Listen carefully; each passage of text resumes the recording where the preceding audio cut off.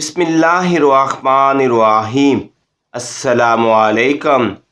حضرت موسیٰ علیہ السلام اور حضرت خضر علیہ السلام۔ حضرت موسیٰ علیہ السلام کے واقعہ زندگی میں ایک اہم واقعہ اس ملاقات کا ہے جو ان کے ایک صاحب باطن کے درمیان ہوئی۔ حضرت موسیٰ علیہ السلام نے ان سے عالم تکنیات کے بعد رموز و اسرار معلوم کیے۔ اس ملاقات کا ذکر تفصیل کے ساتھ سورہ کہف میں بیان کیا گیا ہے، اور بخاری میں اس واقعے کے متعلق بعد مزید تفصیلات مذکور ہیں۔ بخاری میں سعید بن جبیر رضی اللہ تعالیٰ سے روایت ہے کہ انہوں نے حضرت عبداللہ بن عباس رضی اللہ تعالیٰ سے اور حضرت عباس رضی اللہ تعالیٰ نے ابی بن کعب رضی اللہ تعالیٰ سے حدیث بیان کی ہے۔ انہوں نے رسول اکرم صلی اللہ علیہ وسلم سے سنا ہے، ارشاد فرماتے تھے کہ ایک روز حضرت موسیٰ علیہ السلام بنی اسرائیل کے خطاب فرما رہے تھے۔ کسی شخص نے دریافت کیا، اس زمانے میں سب سے بڑا عالم کون ہے؟ حضرت موسیٰ علیہ السلام نے فرمایا کہ مجھے خدا نے سب سے زیادہ علم عطا فرمایا ہے۔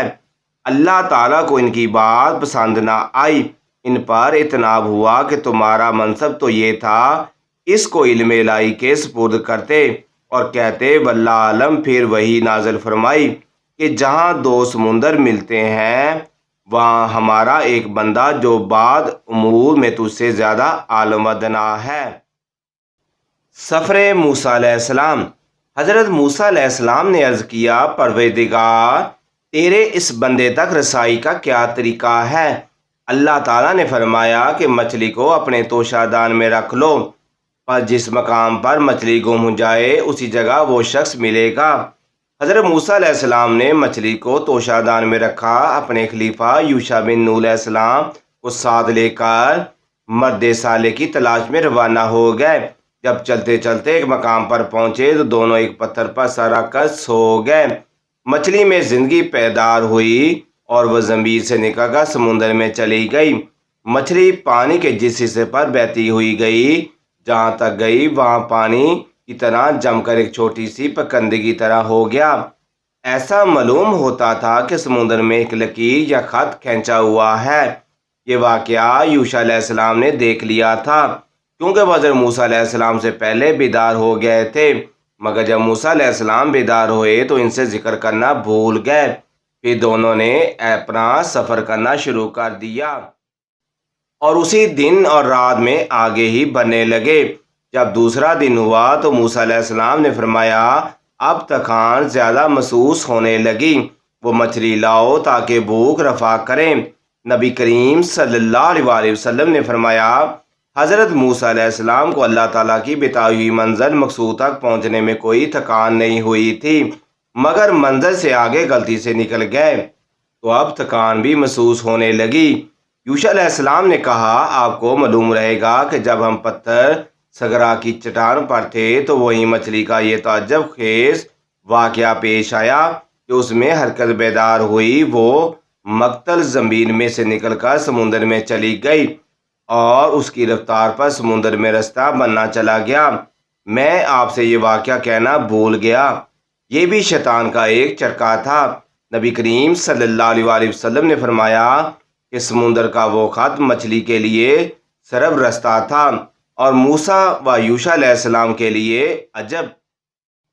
موسیٰ علیہ السلام کی ملاقات خضر علیہ السلام۔ حضرت موسیٰ علیہ السلام نے فرمایا، جس مقام کی ہم کو تلاش ہے وہی مقام تھا۔ یہ کہہ کر دونوں پھر ایک دوسرے سے بات چیت کرتے ہوئے اس راہ پر لوٹے اور ساگر پتھر کی چٹان تک جا پہنچے۔ وہاں پہنچے تو دیکھا اس جگہ عمدہ لباس پہنے ہوئے ایک شخص بیٹھا ہے۔ حضرت موسیٰ علیہ السلام نے اس کو سلام کیا۔ اس شخص نے کہا، تمہاری سرزمین میں سلام کہاں؟ یعنی اس سرزمین میں تو مسلمان نہیں رہتے۔ یہ خضر علیہ السلام تھے۔ حضرت موسیٰ علیہ السلام نے جواب دیا کہ میرا نام موسیٰ ہے۔ خضر علیہ السلام نے کہا، موسیٰ بنی اسرائیل؟ حضرت موسیٰ علیہ السلام نے کہا، ہاں، میں تم سے وہ علم حاصل کرنے کے لیے آیا ہوں جو خدا نے تم کو ہی بخشا ہے۔ خضر علیہ السلام نے کہا، تم میرے ساتھ رہ کر ان معاملہ پر صبر نہ کر سکو گے۔ موسیٰ، خدا تعالیٰ نے مجھ کو تکوینی رموز و اسرار کا وہ علم عطا کیا ہے جو تم کو نہیں دیا گیا۔ اس نے تم کو تشریع علوم کا وہ علم عطا فرمایا ہے جو مجھ کو عطا نہیں ہوا۔ حضرت موسیٰ علیہ السلام نے کہا انشاءاللہ آپ مجھ کو صابر و ضابط پائیں گے، میں آپ کے ارشاد کی قطعاً خلاف ورزی نہیں کروں گا۔ حضرت خضر علیہ السلام نے کہا تو پھر یہ شرط ہے کہ جب آپ میرے ساتھ رہیں کسی معاملے کے متعلق بھی جس کو آپ کی نگاہیں دیکھ رہی ہوں مجھ سے کوئی سوال نہ کریں، میں خود آپ کو ان کی حقیقت بتا دوں گا۔ حضرت موسیٰ علیہ السلام نے منظور کر لیا، دونوں ایک جانب روانہ ہو گئے۔ جب سمندر کے کنارے پہنچے تو سامنے سے ایک کشتی نظر آئی۔ حضرت خضر علیہ السلام نے ملاؤں سے کرایہ پوچھا، وہ خضر علیہ السلام کو پہچانتے تھے، لہٰذا انہوں نے کرایہ لینے سے انکار کر دیا اور اصرار کر کے دونوں کو کشتی میں سوار کر لیا۔ کشتی روانہ ہو گئی۔ ابھی چلے ہوئے زیادہ عرصہ نہیں ہوا تھا کہ حضرت خضر علیہ السلام نے کشتی کے سامنے والے حصے کا ایک تختہ اکاڑ کر کشتی میں سوراخ کر دیا۔ حضرت موسیٰ علیہ السلام سے ضبط نہ ہو سکا۔ خضر علیہ السلام سے کہنے لگے کشتی والوں نے تو یہ احسان کیا ہے کہ آپ کو مجھ کو مفت سوار کر لیا ہے اور آپ نے اس کا یہ بدلہ دیا کہ کشتی میں سوراخ کر دیا، سب کشتی والے سمیت ڈوب جائیں گے، یہ تو بہت نازیبا بات ہوئی۔ علم تقنیات۔ حضرت خضر علیہ السلام نے کہا میں نے تو پہلے ہی کہا تھا کہ آپ میری باتوں پر صبر نہ کر سکیں گے، آخر وہی ہوا۔